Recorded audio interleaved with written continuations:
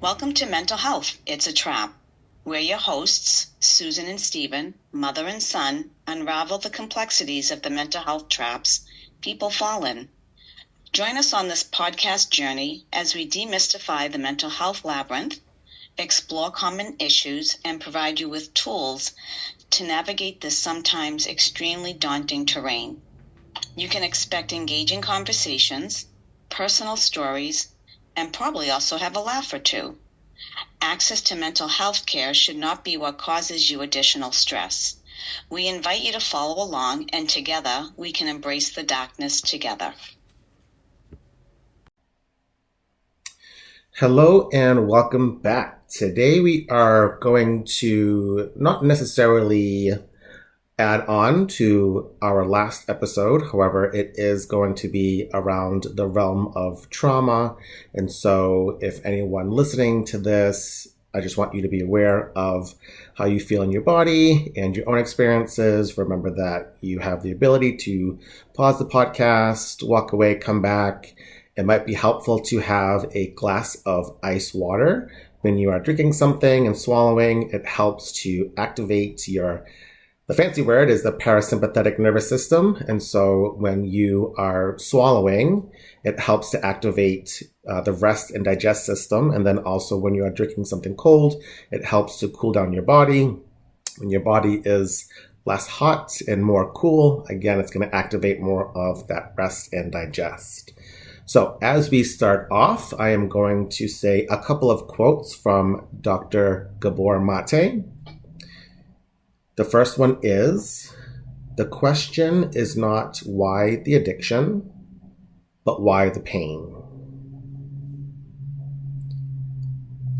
The second is, we may not be responsible for the way the world creates our mind, but we can learn to take responsibility for the mind with which we create our worlds. And I wanted to touch upon Dr. Gabor Mate because he is an expert in the field of addictions and trauma, working through his own. And just after doing some research and listening to some of the podcasts and interviews that he's been on, I think it's, helpful to get a different perspective on how people view the world, because when we stay in one lens, our own lens, I think sometimes that can keep us trapped in our trauma or our stressors, and kind of what my mother and I have been talking about when we say getting stuck in the healthy, uncomfortable, healthy spaces. And so the unhealthy, comfortable spaces. There you go. And when we listen to other perspectives and other people's experiences, sometimes that can help expand our knowledge and how we view the world and how we can move forward. So I just want to take a quick minute and just see, what are your thoughts on either the quotes or anything that you'd like to kind of share right now? So I would ask you to read the second quote again for me, if that's okay. Mm-hmm. We may not be responsible for the way the world creates our mind, but we can learn to take responsibility for the mind with which we create our world.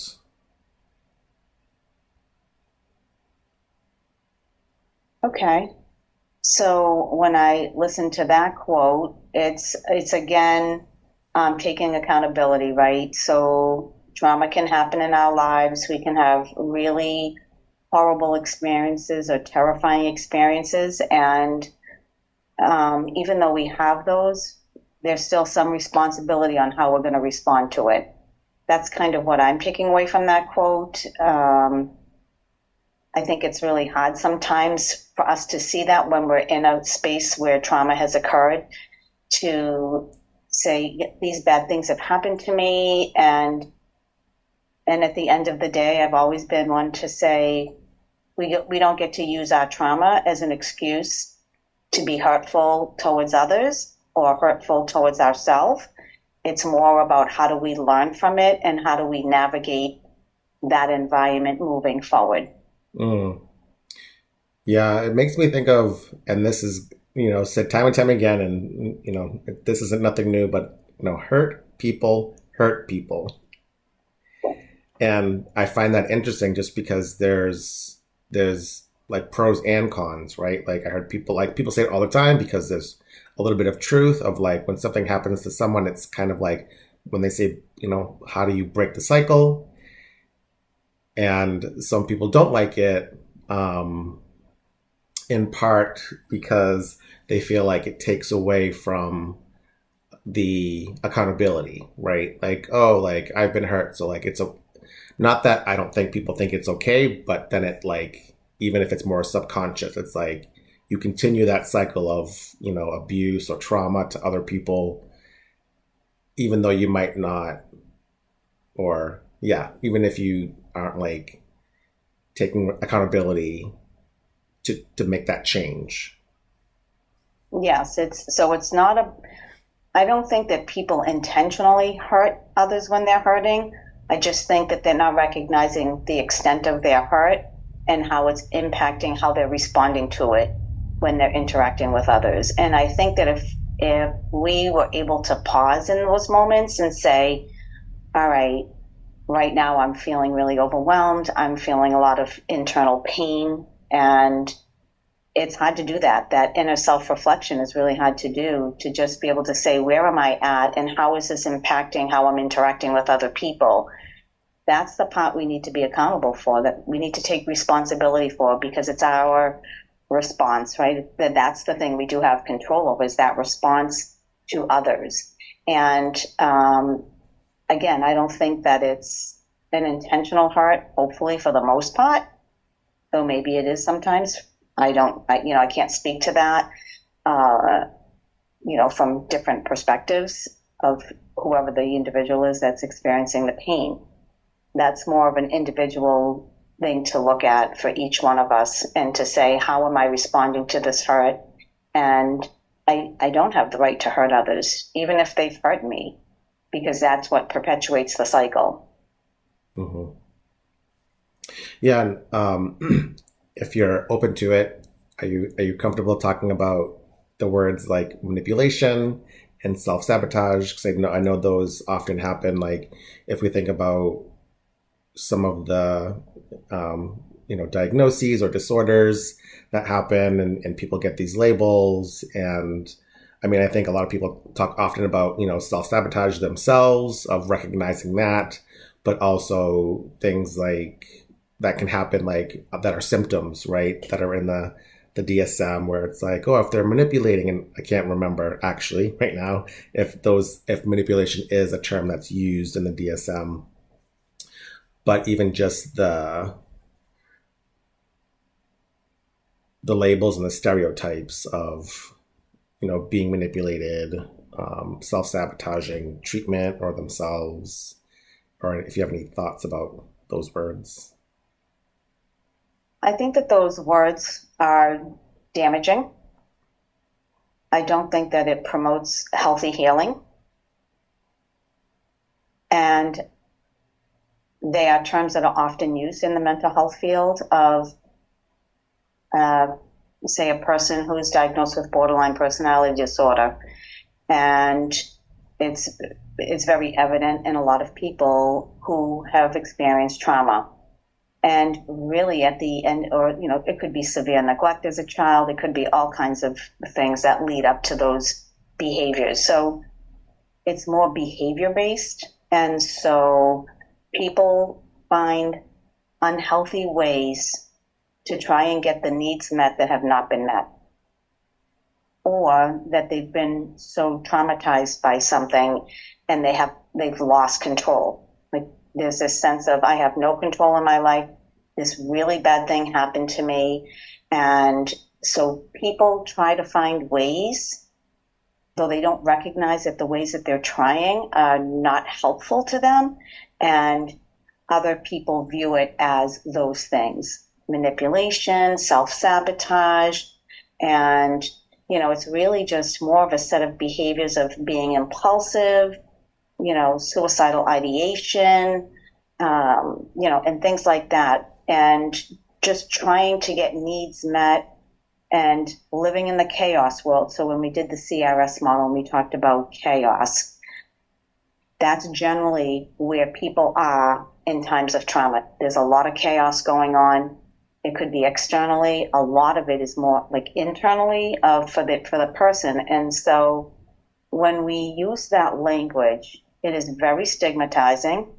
And then when people start to notice those behaviors, they have less patience with the person who's struggling. And they start saying, oh, you're manipulating me, you're gaslighting me, you're sabotaging me. And we've created this derogatory language that is not helpful in the field, right? Mm-hmm. When we talk about committed suicide versus died by suicide or, a victim of suicide, it's really hard to hear those words committed, right?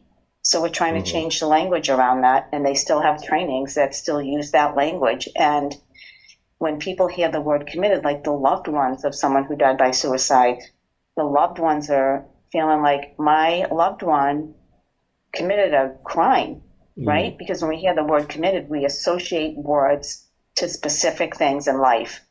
And if we can change our language, I think that there's more healing when we change our language. It's not about being politically correct.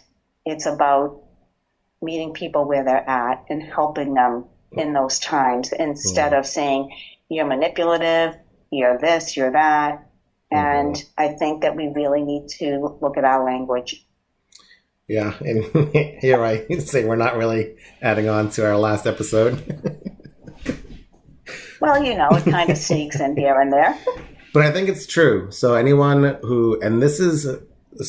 doing work, providing trainings for crisis and suicide intervention and prevention, even working with other trainers, it was always like, oh no, we're watching this video again. And not because it was a bad video, but when you watch something over and over and over and over again, like, right? When I think about doing a training or a workshop, like how can you make it more creative or more or different so that it's different every time, but also when you get people who are like, I've never heard this video, or I've never seen this video before. So the video that I'm talking about is from Kevin Hines. He is a survivor from an attempt off of the Golden Gate Bridge. And it's an old, in terms of he's still alive. So it's a credit to that. People can, survive their attempts. And that his story is specific because it has to do with being adopted, having a wrong diagnosis, being on I'll call it like a physical medication for like a body issue, so that when he came off of it, his mental health symptoms kind of created psychosis. So he was hallucinating, he had delusions, he was hearing things. And this was like as a teen when everything was going well. And again, because they stopped his medications, I believe for epilepsy or seizures. And then his mental health symptoms came in effect, and he had his attempt, and he's had, several before that, many hospitalizations against his will. And then he also, after the fourth one, I believe, he started going involuntary because he was able to recognize and respond to how his body was reacting and getting the help. And again, talking about the language of not staying committed, like I've, done that training again over and over again with professionals, with nonprofits, with clinicians, with dentists, with doctors.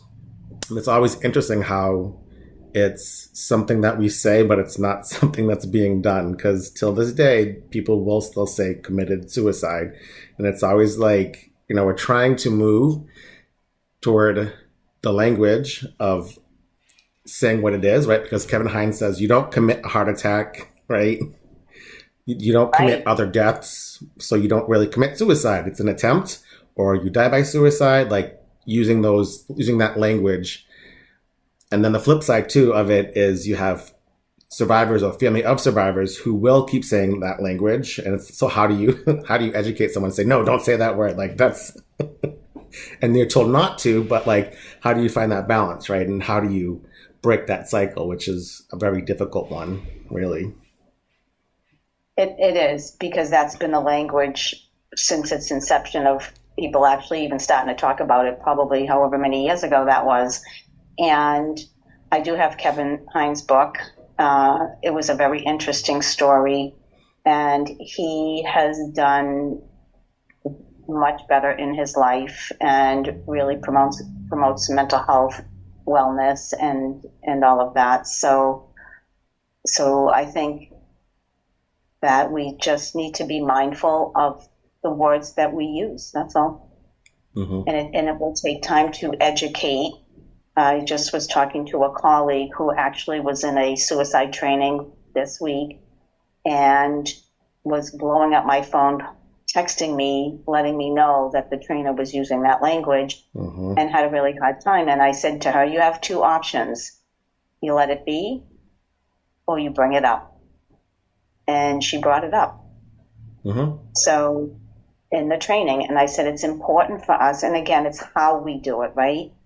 So if you're going to attack someone who's doing a training, like verbally, like, how could you use that language? Or bring it in a way that's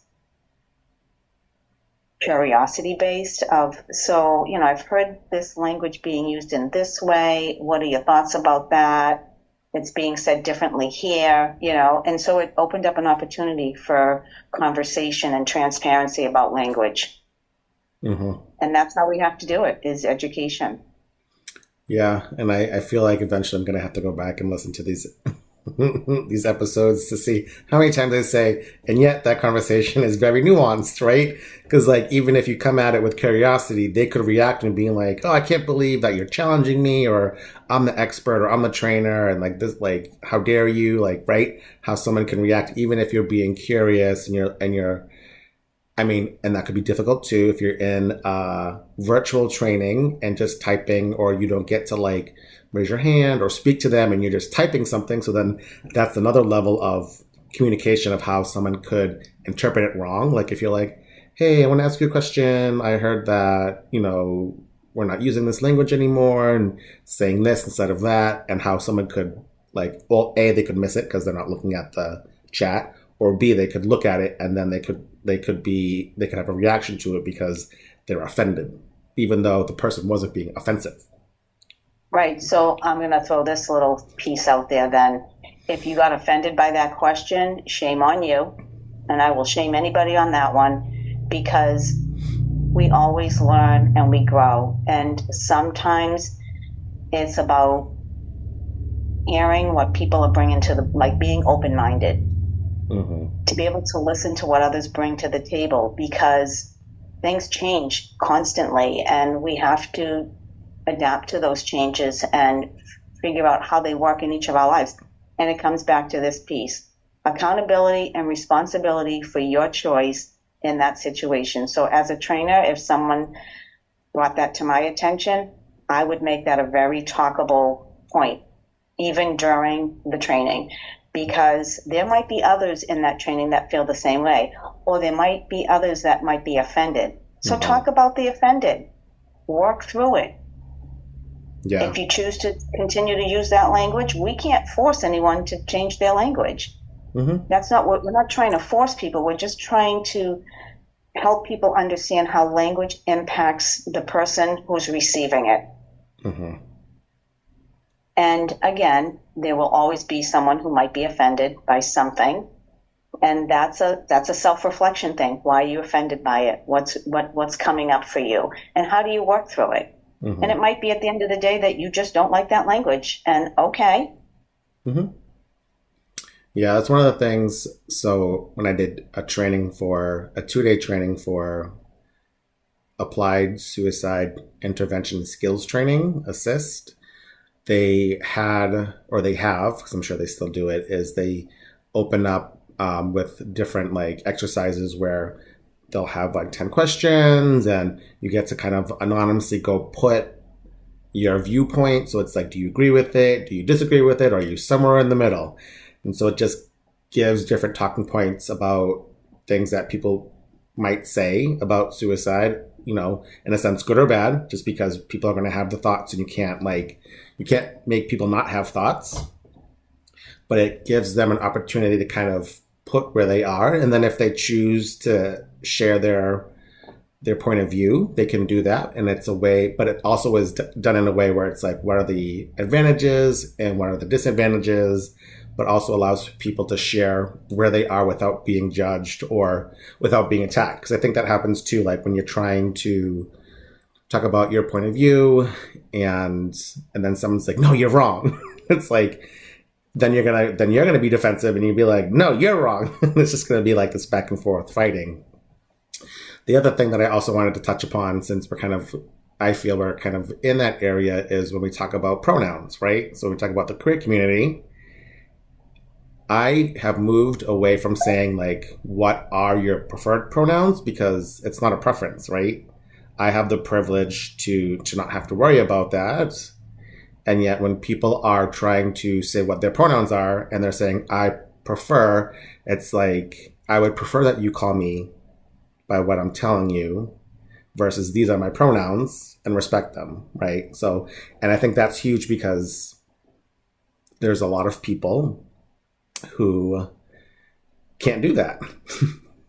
And I get the nuance, right? Like if someone has been, I'll just say a person up to like 10, 15, 20 years, and then they transition, or if they use different pronouns, or if they use they, them pronouns, then it's like, it's interesting how difficult it is for people to just call someone by the pronouns that they're asking them to.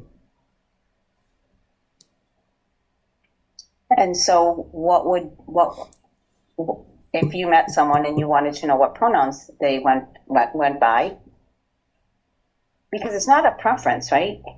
So I hear what you're saying. It's not, I prefer to, though. So if I identify by they, them, their, and someone says, what are your preferred pronouns? I'm not really having a choice. You're asking what I prefer. No, it's what I deserve. Mm-hmm. How I identify, right? Yeah. So my pronouns are they, them, their, or he, her, he, I get so confused. She, her, hers. He, him, his, you know? Yeah. And it's not about preferred. What are the pronouns that you identify with? Mm-hmm. And I think... I don't know. Would that be okay?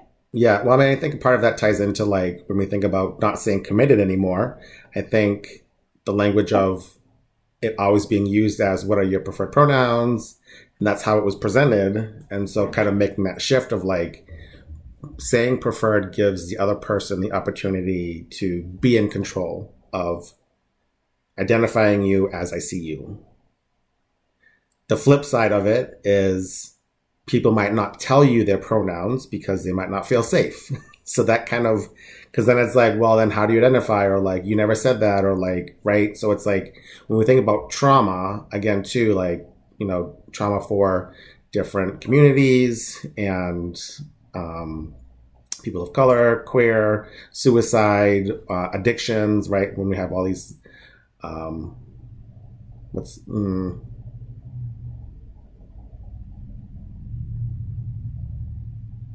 yeah, I'm trying to think of the word, but I'm because I don't want to use the words that I don't really like, when like underrepresented or minorities or but when communities are, groups of people are more affected or impacted by I can't think of experiencing trauma. Right? And it's like, how do you find, it's hard to find that balance, because like when people are trying to be safe with who they are or the things that happen to them, like, and let's see, there was another quote. So from Dr. Peter Levine, he says, trauma is not what happens to us, but what we hold inside in the absence of an empathetic witness.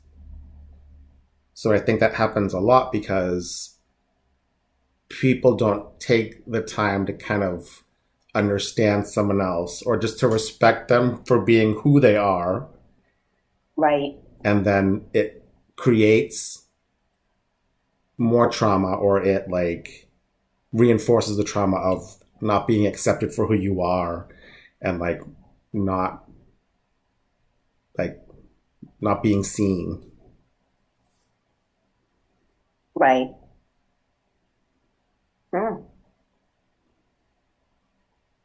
It's a good quote. I do like that quote, actually. And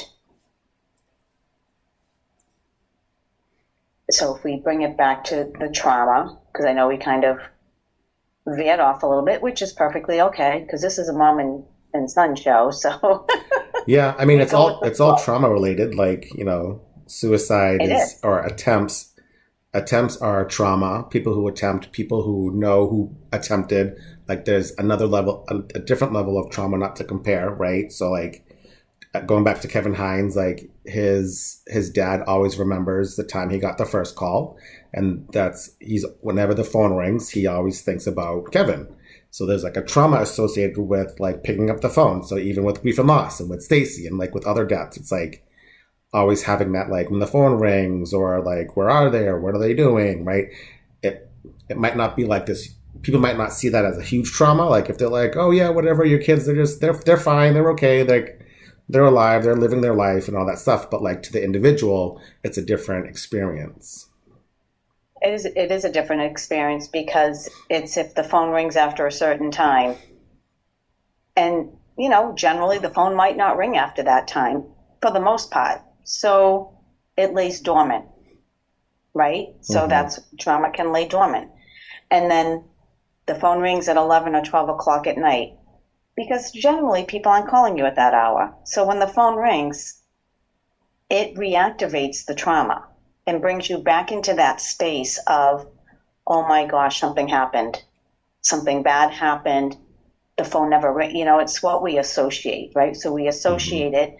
And then, like I said, the trauma does get stored in the memory, in the body. And so when that phone rings or someone knocks at the door, it just opens that back up, and you get in that space, and then you answer the phone, and it could have been someone like, hey, I have a flat tire, can you come pick me up? And then you have to come down from that. So yeah, I think that we were going to talk about some of the other people in the trauma world that you had mentioned, and like the body keeps the score and how trauma lives in the body. And so maybe that's a good segue into that, if you wanted to bring up the trauma individual that you had mentioned. Mm-hmm. Yeah, that's Dr. Bessel van der Kolk, and his book, The Body Keeps the Score, was probably like the first book since forever that I like picked up, like physically read, like in 2 days, not being one to read a lot. So again, when we think about like cycles, right? If we're always saying, oh, I'm a bad reader, I'm a slow reader, I don't like to read. It's like, well, yeah, if you say that, you're reinforcing it. So we think about trauma too. When we say the story over and over and over and over and over and over and over again, we can either re-traumatize ourselves or be stuck in that cycle. So like if you go to therapy, like if you find a therapist, you tell your story, you find a new therapist, you tell your story again, you find a new therapist, and sometimes you might give up because you're like, I just keep telling my story and it gets worse, or it doesn't get better, or I don't find the right person. And when it comes to, The Body Keeps the Score, I think it's a nice way of introducing it. I think it's a good read for anyone, whether you're a clinician or not, because it just gives you different, it takes you kind of through Dr. Bessel van der Kolk's journey as being a psychiatrist, working with veterans, and moving from, in a sense, pills to non-pills, like medications to non-medications, because he saw that it wasn't as helpful. And even though he was at first kind of unsure of EMDR and other techniques, because he's like, what is this voodoo stuff? Like, it's not real. Like, how is this healing trauma better than like medication, right? And so he got curious, he was open-minded, he opened up trauma center in Boston, and he researched it, and he was open-minded, even though he was still not sure, because evidence-based, he's like, how are these techniques working better than medications and things like that? So I think it's a great read for people if they're interested again in learning more, whether it's his book or looking at Dr. Gabor Mate or Dr. Peter Levine. They have lots of interviews and podcasts, and again, they're all different. So being able to find which one resonates the best with you, I think that's great. And then also still being curious about the others, because they also might say other things or have different information that might impact someone's healing journey. Right. So getting away from focusing on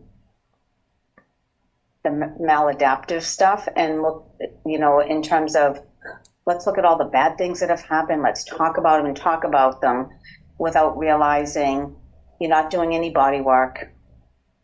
You're just talking about and re-traumatizing, more and more with the trauma, and you're just always living in it. And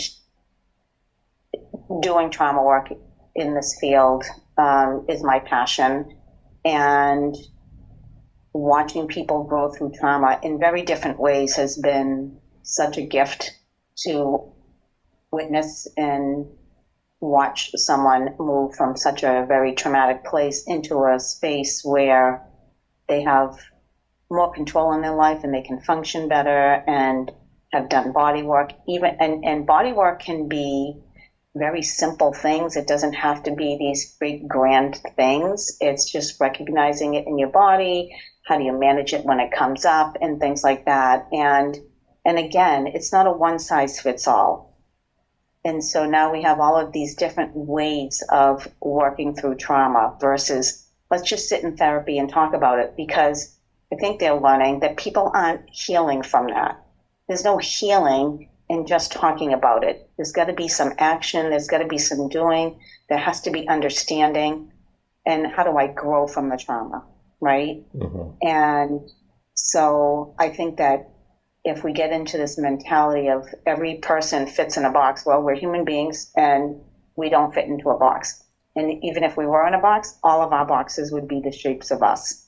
And we're all different, right? Mm-hmm. And so that journey is different. And I think that it's so beneficial to be open-minded about what works for each individual and finding that, right? And so when we get into, they do have evidence-based practices where DBT is generally, we talked about DBT and CBT and all of the other, and there's so many other modalities, if you will, of different therapies that people could use and try, EMDR, IFS, and all of that. And so, and again, it doesn't mean, it might mean we could use different parts of each one for one individual, right? To figure out what is that journey like for that person that's sitting in front of me. Not, well, we use this and this is all we use, and if you don't fit in this model, then you're not getting better. And I think that's what people take away when they get frustrated or overwhelmed, that they're not feeling better, they're not functioning well in their life, and so again, it feeds more into when we talked about the behaviors and the derogatory language that we use in the field of, oh, they're a manipulator and they're self-sabotaging. We've done all these things and they just keep saying that's not working, this isn't working. And when I hear that, when something's not working, then as a therapist, I need to hear that, I need to listen to that, and I need to figure it out, because they're coming to me for the help, right? Mm-hmm. So I got to figure out, how do you learn? How can we make this so that you can be where you want to be? And trauma work it's not easy. We can take 10 steps forward and 20 steps back, or 5 steps forward, 2 steps back, and it's a process, right? Mm-hmm. Because again, trauma is stored within the body and in the memories and in the thoughts and in the emotions and the feelings. It's everywhere. So being able to find what works for that person and that's how I've done it. And I did get certified in trauma. I took a certification course, and I learned a lot of different things that would be helpful, and I don't have to use the whole thing. Does that make sense? Because that whole thing might be too much for one person or might work really well for another person. Mm-hmm. And that's my role. My role is to figure that out with the person I'm working with and making them a part of that plan. Mm-hmm. And then I think all of that then kind of leads into, I know we wanted to talk a little bit about boundaries, bringing in the boundary piece. Because boundaries are important in the work of trauma, right? So if someone has hurt me in my life traumatically, it was a traumatic experience, how do I set boundaries if I have to be around that person again, or I choose not to? And that all comes down to boundaries. Mm-hmm. And it's even boundaries with yourself, if that makes sense. Like just absolutely being aware of, again, it comes back to understanding your body and knowing how you feel and responding to it versus reacting to it. So like when you're feeling some type of way, or if you're overwhelmed, or if you're angry or mad, recognizing it first so that you're able to respond to it versus react. And it also informs you too, like if you're doing certain coping skills, or like always going to Netflix, or doing the same thing that avoids, right, versus confronts. So I think, there's a nuance there. And sometimes avoidance is good, and sometimes it gets to a point where it's going to keep you from growing or healing from, whatever you experience or whatever emotion or feeling that you're having. Because sometimes we just avoid what we feel because we're not used to it. Right. So I do know that I have 3 boundary quotes that I would like to share, and I have shared these in my work with others that I'm working with. And the first quote is from Brené Brown, and it is, "Daring to set boundaries is about having the courage to love ourselves even when we risk disappointing others."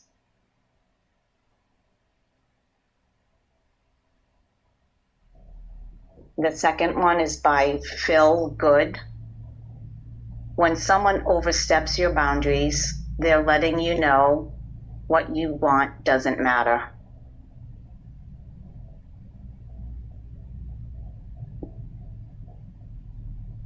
And then the third one is actually anonymous. "The only people who get upset about you setting boundaries are the ones who are benefiting from you having none."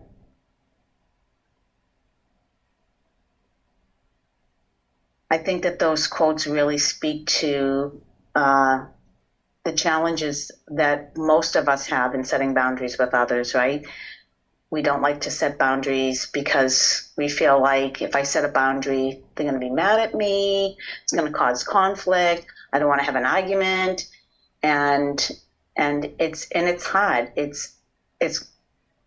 We also have to hold our boundary, right? So if I set a boundary with someone, if I don't hold it, then they will continually not respect it, right? And so I think it's important that we can all learn boundaries. And again, boundaries do not mean I don't love you. Boundaries mean this isn't safe for me, this doesn't feel safe for me, or I'm uncomfortable with that behavior, or whatever it is, right? We could make it as simple as you work at a company and it's a 40-hour week job and it's salary. And then they keep pushing more work on you and pushing more work on you. And next thing you know, you're working 70 hours a week and you're miserable. It's impacting your home life and all of that. So again, that's a boundary. How do you set a healthy boundary of I need my job and though I don't want to be abused and used in that role, right? So if you want me to work 70 hours a week, then that's going to change my salary, right? Mm-hmm. Maybe you want to do that. Make more money and work longer hours, or make less money and work hours that you can manage and still have a life outside of work. Mm-hmm. Boundaries get a little bit more complicated when, there's trauma involved, when it's family, when it's close friends. Boundaries can get a little bit more challenging because we never really want to disappoint those we care about the most or love. Yeah. And sometimes those very people are the ones we do need to set the boundaries with. Mm-hmm. Yeah, I think it's interesting, like, if, just research or things that I've heard that, and in some ways too, is like sometimes you're more respected when you say no, even though it's hard. It's a hard thing to say, like, especially like you said, friends, family, when trauma's involved, you're stuck in these cycles where you always say yes, or you're a people pleaser, or you want to avoid conflict. And there was a video that I saw that was a really good quote. I don't remember it. And it had to say, like, it had to do with, like, you're willing to go to war with yourself for their peace.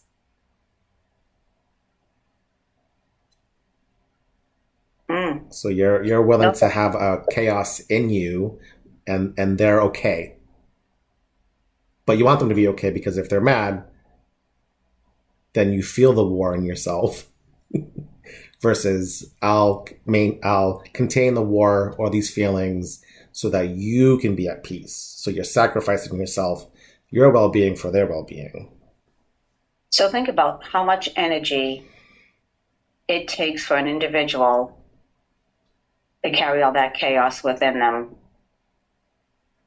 at the expense of someone else, right? And so boundaries are good to have. And I do think that most people, even if someone is angry with you, when they have time to kind of think about it and process it, and hopefully have the ability to say, oh, I understand it now, versus being, continuing to be angry with you. So then I would question the relationship at that point. Mm-hmm. If I set a boundary and you don't want to hold that boundary or respect that boundary, then that changes the relationship at some point, right? Though at the end of the day, if you can set a boundary and someone respects it, they might not like it and respect it. You're not carrying their chaos or having chaos within you as a result of it. And it's uncomfortable at first. And the more that you do it, it's helpful. It's like raising kids. You have to have boundaries, right? No, you can't come in at 2 a.m. You're 14, not happening. That's a boundary. It's a rule, it's a boundary. Mm-hmm. And if the kiddo chooses not to respect that boundary and shows up at 2 a.m, I have a padlock on the door, now get in, right?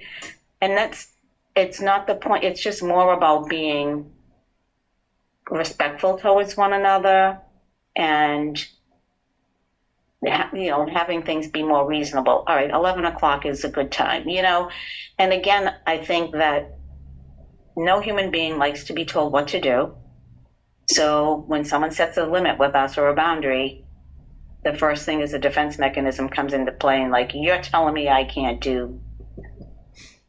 Yeah, they're interesting, mm-hmm. And they are very healthy to have. So I would encourage anyone to just practice them. Practice small ones, and then once you get comfortable with small boundaries, then the bigger boundaries get to be a little bit easier when and if we need them.